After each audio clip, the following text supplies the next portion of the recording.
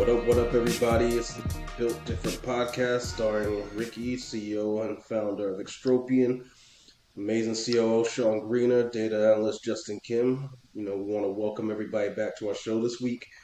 We had an amazing weekend of fights this weekend. Boxing kind of kicked off with the Gervonta Davis fight. And now, UFC kind of kicked off with their first pay-per-view of the year. So we really wanted to highlight and talk about some of the dream fights we had after an amazing weekend of fights. Every time a fight card ends, you kind of go back to the drawing board and say, I want to see this matchup and that matchup. And I think we've all had some matchups in mind that we wanted to see for, the past year. After 2022 ends, you start thinking of 2023 and what you want to see. So, Sean, what do you think some of the dream matchups and maybe some of the matchups that have been made that you might want to see this year? Yeah, so the first one that I want to see, my boy Khamzat Chimaev.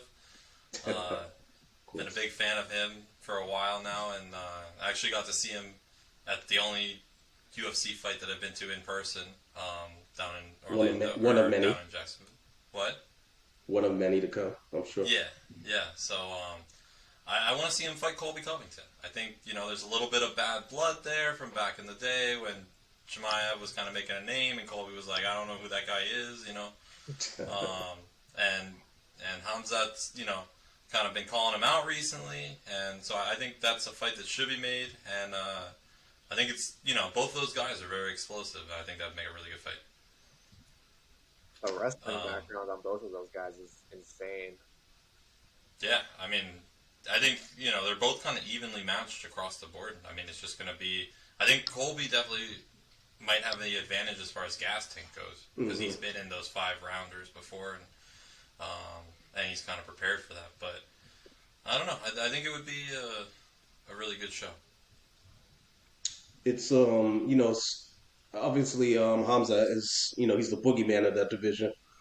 But, Colby's like also the confidence king in that division. He's been, like you said, the gas tank is one of the things that I think he has a leg up on Khamzat. He's not cutting as much weight as him. So, the weight cut is going to be essential for Khamzat if they fight at 170. But also, too, level of competition. Colby's been in there with Usman. He's been in there with a lot of the top guys, and he's done very well. So Khamzat, obviously, I think his biggest win is Gilbert Burns, and it was a little bit closer than his other fights. But yeah, that's a matchup I'd love to see, just from even the standpoint of the press conferences and what these guys have to say to each other, because. I'm a fan of martial artists like, the GSPs and Khabibs, the traditional, respectful martial artists, but also, bad blood. I think everybody loves a little bad blood in some fights. And that's what they'd be bringing to the table in this fight. So I'm with you on that one, Sean. And then the second fight that I really want to see that I don't think has been made yet is Sean O'Malley versus Marlon Vera. I think, they've already fought, so this would be the rematch fight. Marlon won the first one, and he kind of, I think, broke O'Malley's leg, right? Something like that? He had some type of leg injury. I can't remember. Some type of leg injury. And O'Malley, I think that was his first loss in the UFC, and so, afterwards he was kind of like, if I didn't break my leg, I would have beat him up, blah, blah, blah. And so, I am a big O'Malley fan. I'm also a big, Cheeto fan, So I think that would be another one that, both of them get back in there. Neither of them are injured, supposedly, going into the fight. And just let them battle it out. I think those are the two fights that I would be most looking forward to happening in 2022. Or 2023, sorry. I feel like the Cheeto Sean O'Malley fight, that could even be like a number one contender fight for the title once the Cejudo and Sterling fight in March, I think. So that'd be exciting if it does happen. Yeah, I think both guys. Sorry. Go ahead, Sean. Go. I was gonna say, I think both guys are kind of right there on the edge of getting that title fight. So one more win for each of them against a top five opponent would probably get them that next shot at whoever wins the Aljo Cejudo fight. Yeah, because I thought the talk was after O'Malley's last fight. What was that, Peter Yan? Yeah. Um, kind of a little bit of controversial decision, but I thought that the talk was that it was going to be him and Sterling next. But I guess they kind of put that on the back burner, and him and Cheeto are going to have their rematch. Huh? I don't know if it's going to happen, but that's what I want to happen. Okay, got you. No, I'd love to see that fight again as well. Like, I mean, I think that's if you're a fan of striking, that's a great matchup. Both guys like super dynamic, uh, rangy fighters. Neither of them really like to take a step back too often. You're not going to see probably a lot of grappling unless somebody gets hurt. But if they does go to the ground, it'll be a fun matchup down there as well. But both very supremely confident guys. Both guys that are, I mean, supremely confident, skilled, tough. It's a dream matchup, and a matchup that unfortunately we didn't get to see play out in the first fight. So there's Cheeto probably has some bragging rights, but then O'Malley has some valid excuses that But it'd be good to see who finally is the man in that fight. And that's what that fight's all about. And like you said, it's a good it'd be a good conduit to the next title contender. But yeah, that's two awesome fights you presented there, Sean. I can't disagree with either of those. Justin, what So about you? Justin, For me, so there's three fights that I'm pretty excited for. One of them so far is only one of them is confirmed at this point, but I feel like at some point these other two fights are going to happen. But the fight that I'm most excited about that I think just got announced last week was Justin Gaethje and Rafael Fiziev. Because yeah, Justin Gaethje, I don't think has ever had a boring fight that I've ever seen. Every single fight, someone's going to sleep, whether it's him or his opponent. And I like this fight because I've only seen Rafael Fiziev. I think I've seen him fight twice now in the UFC, or two of his fights. And he just knocked out RDA, which is, RDA is a legend, which is crazy. And Rafael to me is like one of the newer guys in the lightweight division that to me it's like there's like the older generation of lightweight, which is kind of like, Dustin Poirier and Michael Chandler, and even like Justin Gaethje's getting up there now. He's like in his 30s. And then there's like this newer school that's like Fiziev and Gamrot and Saryukian. And for a while they haven't really been fighting each other, but I feel like now they are. And I feel like this is one of the first fights to do that, I guess. And yeah, both guys are both strikers, and I think it's going to be absolute violence. I think it's going to be a war, and I'm so excited. I'm a big fan of technical fighters, and Rafael Fiziev is I mean, I saw him do some incredible things in one of his fights. Like, I don't know, it's weird. Like some guys, their striking is so good. It's almost like Neo in the Matrix catching. They can see what their opponent's doing, and then they come back with just like the perfect punch or the perfect kick. And that's what I felt like in some of his fights. So you have like raw power and just grit, and like I'm gonna outwill you and out. I'm just gonna hurt you more than you're gonna hurt me. Is what is Justin Gaethje's all about versus a very technical, precise like a Justin Gaethje would have the automatic like rifle or something like that, and Fiziev has the sniper rifle. You know what I mean? So like seeing those two go at it against each other, I think that's going to be a really incredible fight. So I'm all for that one, and I'm really happy they announced that one. Yeah, I'm very excited. They've been that fight was in talks for like a while, so I'm happy that that's finally happening. But the second fight that I'm really excited about that it hasn't been announced yet, but I feel like is going to happen is Conor McGregor and Michael Chandler, because I feel like it's been like a year and a half since Conor McGregor got injured, so I think this is supposed to be the year where he was it longer than that, Ricky, or was it 2 years ago? I think it might have been longer than that. It Was it might be 2 years. I'm 21? I think it was. I'm gonna play Stat Boy real quick and look that up. Yeah. thought it was 2021. I can't remember.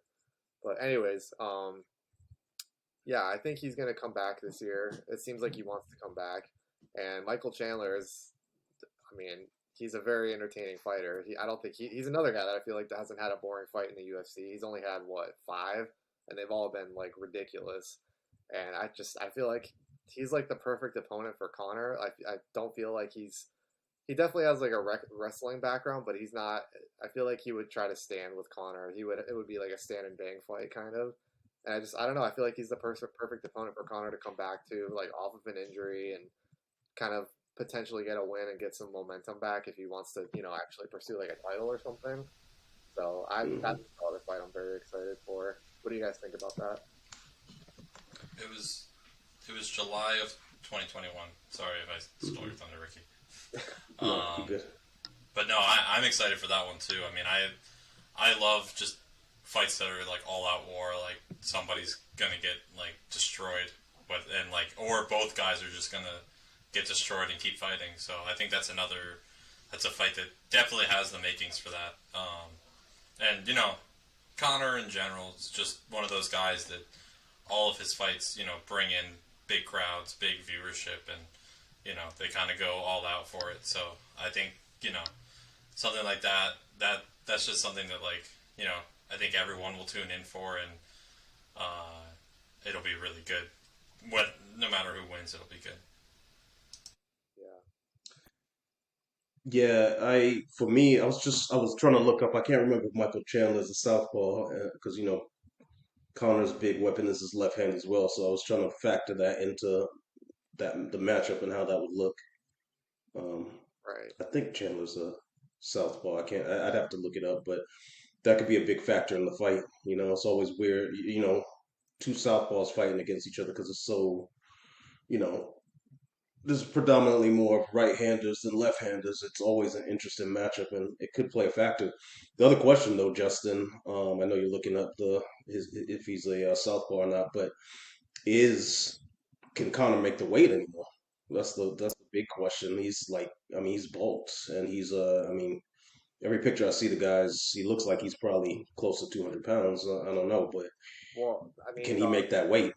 when Michael Chandler called him out, I think it was after he knocked out Tony Ferguson. He called out Connor, and he said he was willing to do it at 170. So I feel like if it's at 170, Connor has a better chance of making that than 155. True, true. Yeah, they would have to. They would have to. I don't know. I don't see him cutting. I mean, he's been bulking. You know what I mean? Yeah, He's not a 155-pound fighter. It's crazy to even think of him when he was making 145 at this point. that's ridiculous. Even to look at like the old pictures when he was cutting for like the Yeah, Alpha fight, and he looks like a skeleton. That's insane to me. yeah. Have you ever seen the side by side, like how different he looked cutting to 155 versus 145? It's pretty. I don't know. That's crazy to me that he was able to do that. Yeah, he was. I mean, he was a good size for that. I mean, like a big 145 or so. It worked out for him. I mean, they couldn't handle that. A lot of them couldn't handle that power from him. So, he was killing people with that left hand in that division. What would you say like Conor McGregor is like? How would I put this? What would you think like his career path in the UFC looks like now that he's older now. He's not the champion. There's like this whole new school of lightweights and I guess even welterweights. He's talked about going up to welterweight and stuff. What do you think like the best career move looks like for him? Because I feel like right now it's Michael Chandler, but beyond that, what would you? How do you see that playing out? I think money fights. I think money fights. Him, Chandler, him, Gaethje, like just fun fights that fans want to see. That's what I would personally like to see happen. Um, I don't know. It's been a while since he's been in there, and who knows how he's going to come back from that leg injury. So, with that being said, like, what is he going to look like against some of the top guys? So at 170, it remains to be seen, like, with all that muscle mass that he put on, like, what's he going to look like at 170 if he fights at 170 against, bigger guys? Right. What would he look like against, like, a Colby? What would he look like against a Hamza? You know what I mean? Usman.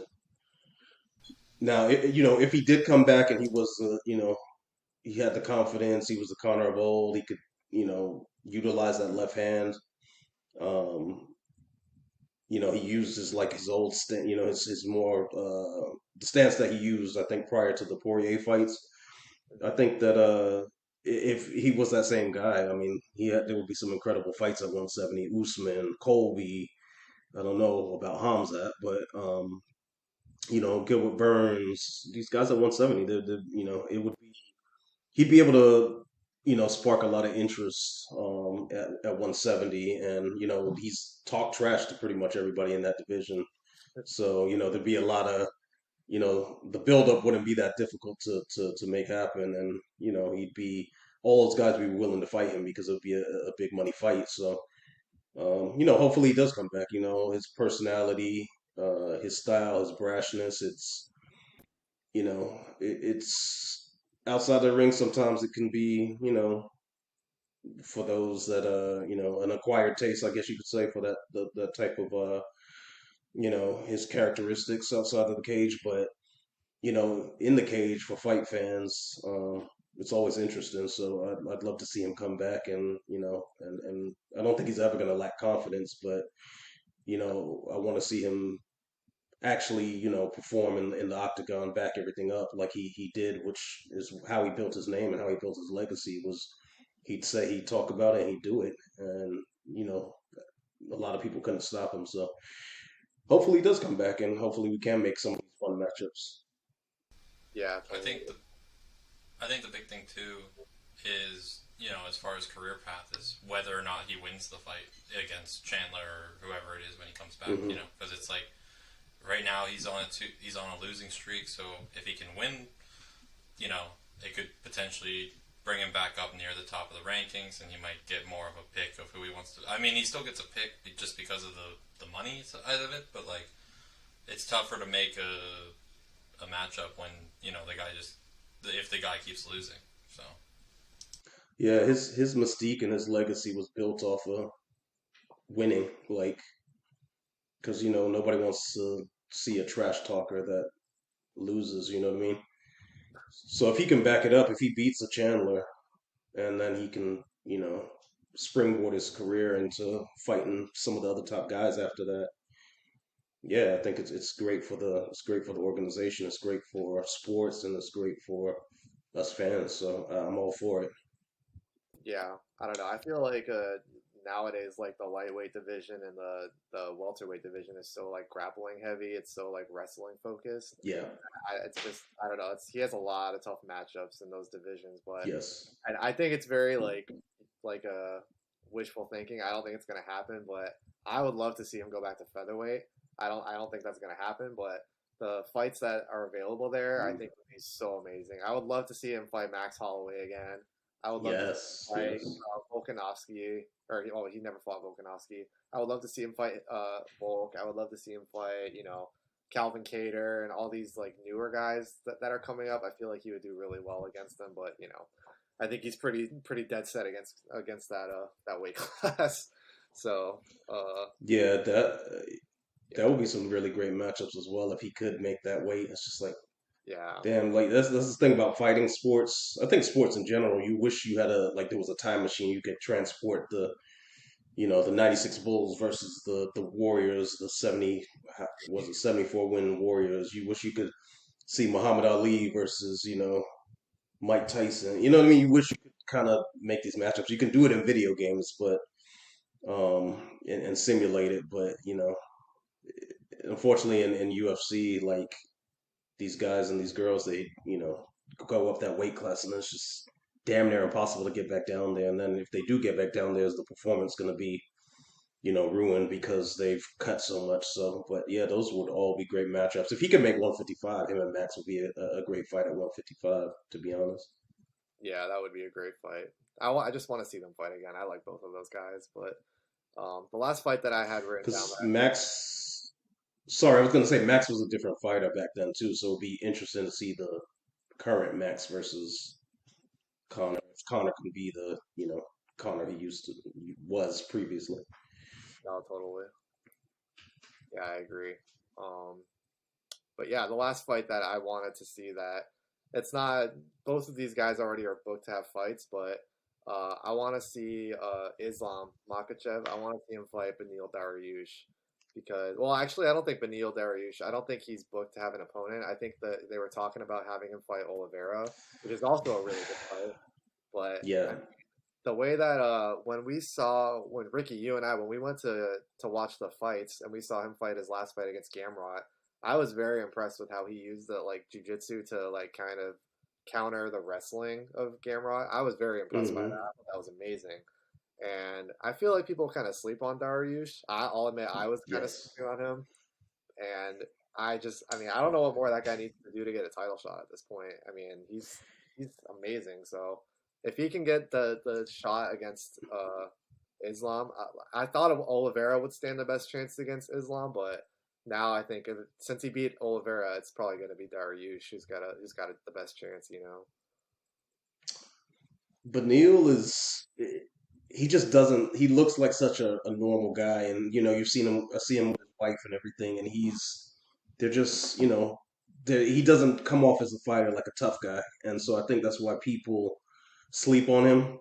You know what I mean? He's got the gray hair, so you're like, oh, he looks like he should be teaching a math class or something, but he'll whoop your ass. You know what I mean? He whooped, the Gamrot thing took everybody by surprise. I think when we Yeah, went to go watch the fight, I don't think anybody had Beneil picked. So, he shocked us all, and he was kind of deserving of that next shot after some of these performances. He's on a nice streak, yeah, but I think he doesn't talk trash. He's not. I want to say he's good in all areas, but he's not like this amazing in all areas. But he's just efficient enough to get it done in all of the various ways of mixed martial arts. But yeah, he kind of got the shaft.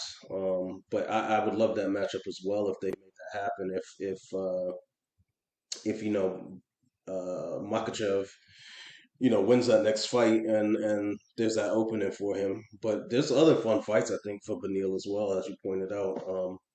He just I'd love to see the guy fight. He's just an entertaining fighter. I mean, yeah, then again, Ricky, at the same point, for a while, people were saying that the same thing about Oliveira. It was like he was good, but he was never like the best at really anything. And then all of a sudden, Jiu-jitsu. He was well, jiu-jitsu. He but was. like, but there was still people that were better than like people didn't really like give credit to his hands or whatever. And then like Yeah. he fixed it. And he started like kind of like dominating on both ends, and then it was like okay, like he started taking over. So maybe the same thing can happen with Benino. He was. I mean, he's probably one of the best cases of somebody that was a specialist in one area, and they took other people out that we all thought were more skilled on the feet.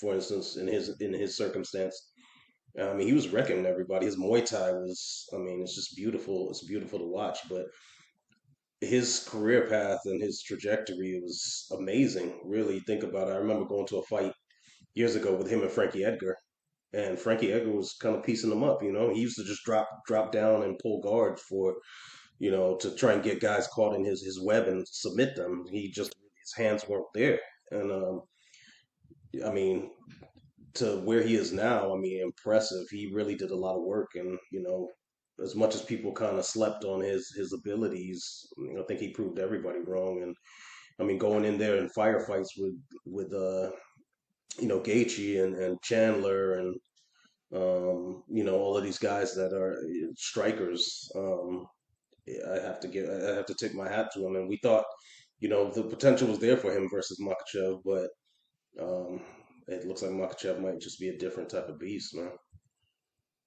yeah. Those Dagestanis they're no joke, man. Those guys are ridiculous. I don't know what they're doing over there, but besides wrestling the Bears, but good lord, their grip strength, their takedowns, their submission. I mean, jeez. Yeesh. Yeah, actually, Um, Bilal Muhammad, he was just on Joe Rogan's podcast, and Bilal Muhammad trains with Khabib now, or he's been training with him for the mhm. last couple once, and he's just saying, yeah, it's like a totally different style of training. Like they don't let you like there's no you're not allowed to like start on bottom like in guard like on your back and stuff. Like Khabib's just he'll just yell at you and tell you to get up. Like it's bananas. If you ever get the chance, you should listen to it. It's really interesting. Yeah, I'll check that out. It's just like the iron sharpening iron with them because they have a big camp of guys, and Yeah, they're a brotherhood, and they I don't know, they're just like real steadfast in their beliefs and their training, and it's an impressive thing to see, and I admire it. totally. So Ricky, what about you? What are some fights that you're looking forward to?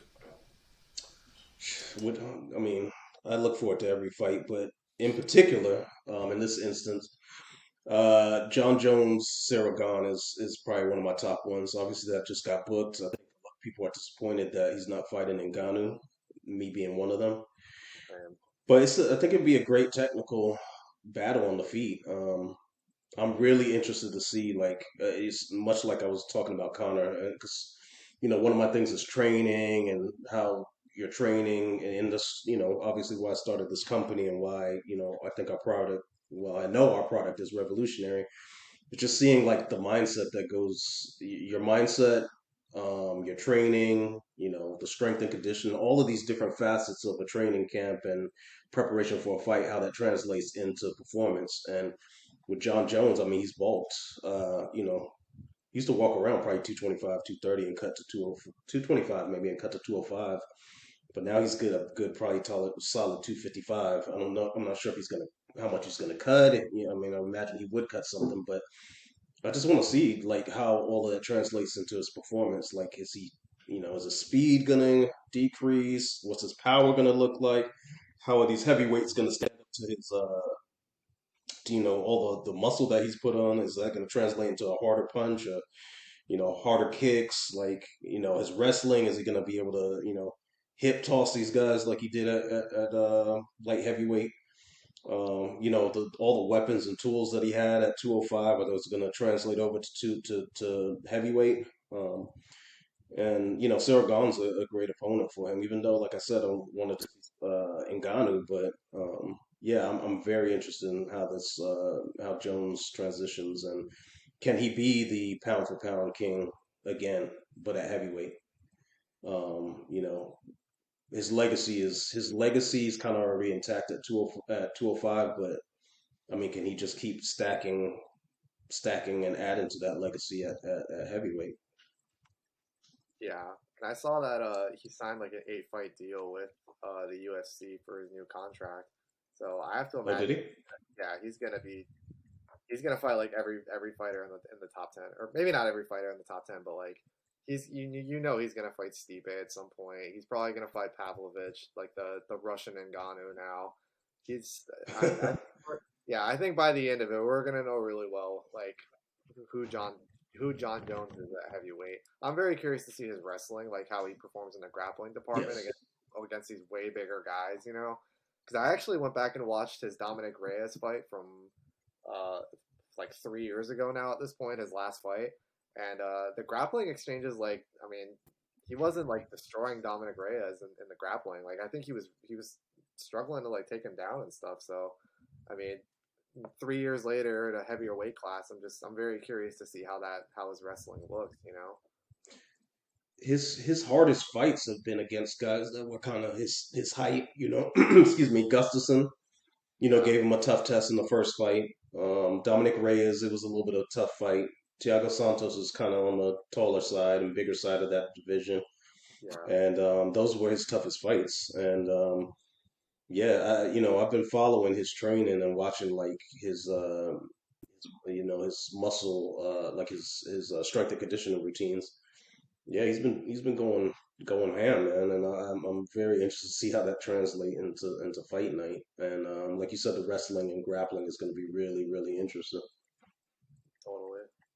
What other fights you got? This is from a purely technical, just like when you say the chef's kiss, so like you eat the perfect steak or the perfect meal. This is like the chef's kiss of mixed martial arts or martial arts in general, because the technique is the skill, the just the fluidity of the movement is just beautiful. So Zhang Weili versus Valentina Shevchenko is a Nice, fight I really want to see. nice. Um, Valentina doesn't really have any tests in her division right now. She looked I think she's getting a little bored, to be honest. Like, just it looks like she's been bored in her last couple fights. She knows, I can cruise. I can, not saying that she's taken anything off of her training or anything like that, but she needs a challenge, and I think Zhang Weili could be that challenge. Obviously, you've seen Zhang get hurt in the lower division, and Valentina can hurt anybody on the planet with that technique and just translation from speed to power. I mean, it's just incredible. But yeah, her and Zhang Weili would be a fight I would absolutely, I would kill to see that one. And Valentina, I think her and Nunes would be another good fight because she's pushed Nunes more than anybody else. And some people have said that maybe she won the first fight between them, but that would be, she beats Zhang, then I would like to see her fight Amanda. I don't know about Zhang versus Amanda though. I think Zhang might not be big enough. I don't know. But yeah, that fight right there, from a technical perspective, is. I mean, I think any fan of technical skill and prowess is they'd be excited to watch. I think that's the best women's fight that you could make right now is Zhang Weili versus Shevchenko for sure. No, I totally. Hmm. I think Valentina still has one of the nastiest knockouts I think I've ever seen. The one she did of Jessica I, that was bananas. Oh man, mm. I just love watching her movement, and I don't know. It's just she's just a sniper, man. She's a sniper, and I love in fighting. Just love that sniper that they just sit back, wait for you to make that mistake. They read everything you do, and then next thing you know, lights out, and that's Valentina. And Yeah. her and Zhang would just be, like I said, chef's kiss. I really want to see that one. Um, what do you think about Max Holloway versus Ilya Tapora? That's an interesting one. I haven't heard that one. Wow, that's a good one. I would love that fight. I think, Max is he's how many fight is it what, two fights? Is he on a losing streak from losing to Volk or did he get other wins in between those fights? I can't remember.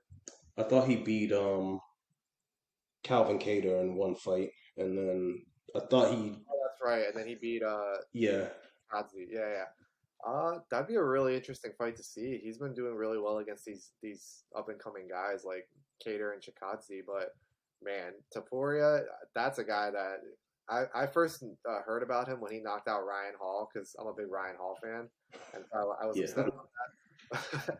But then I saw like he knocked out I forgot his name, Herbert in the I think it was the UK card last year. Absolutely flatlined him, and then he just dominated Bryce Mitchell like a month ago, that was just shocking yes, to see.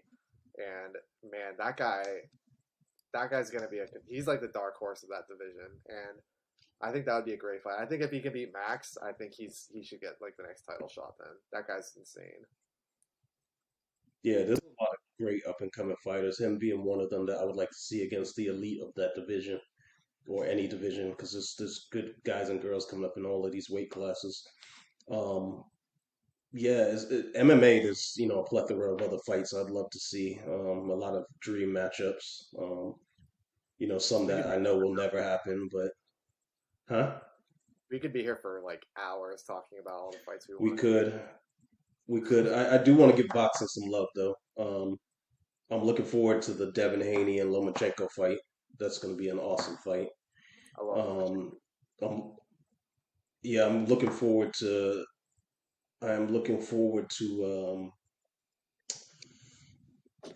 Ryan Garcia and Javante Davis if they get in the ring together. That's going to be an awesome fight.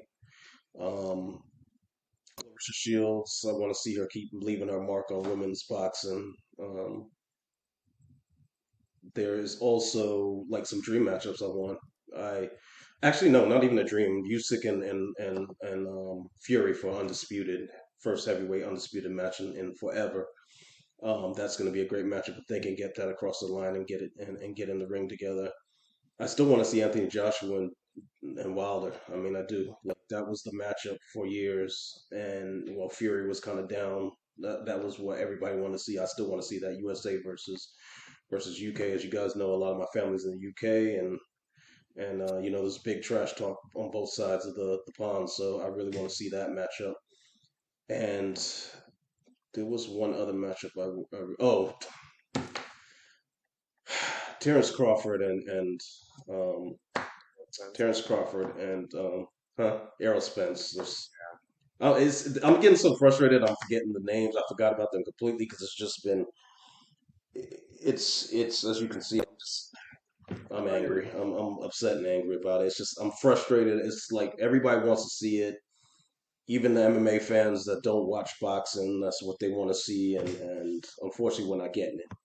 So that's probably the number one matchup that I want to see. That I'm praying they can get it across the line this year because we deserve it.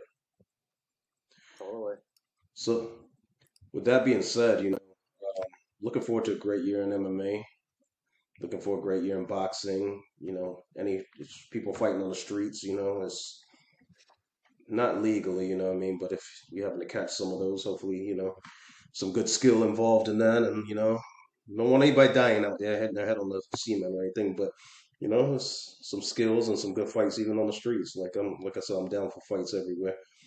But with that being said, our goal as a company is to be there along with the sport and grow with it, and hopefully along with these big matchups, our technology can help produce some of these bigger matchups, and hopefully for fans we can provide some data for them to kind of you know feel like they're closer to the fighters that they love watching, and feel like they're closer to action, and there's more insight for them, and hopefully that's what we're able to provide going forward. And so while we talk about these dream matchups, we have some big visions for being involved in these matchups, and you know also too just getting these athletes, these fighters and future fighters to have this amazing self belief and push past any limits that they may be putting on themselves through utilizing our technology. And we say that for our greater community as well. And we appreciate everybody that tunes into these podcasts. Anybody that follows us on social media, just give us a follow on all of our platforms. We'd love to engage with you. Love to hear your feedback. Love for you to join these conversations with us. So we appreciate all of you. Hope everybody's well. And with that being said, we wanted to wrap up this episode of, the dream matchups, the matchups that have been made, and the 2023 outlook of combat sports. So thank everybody for joining, and hope you guys have a blessed week.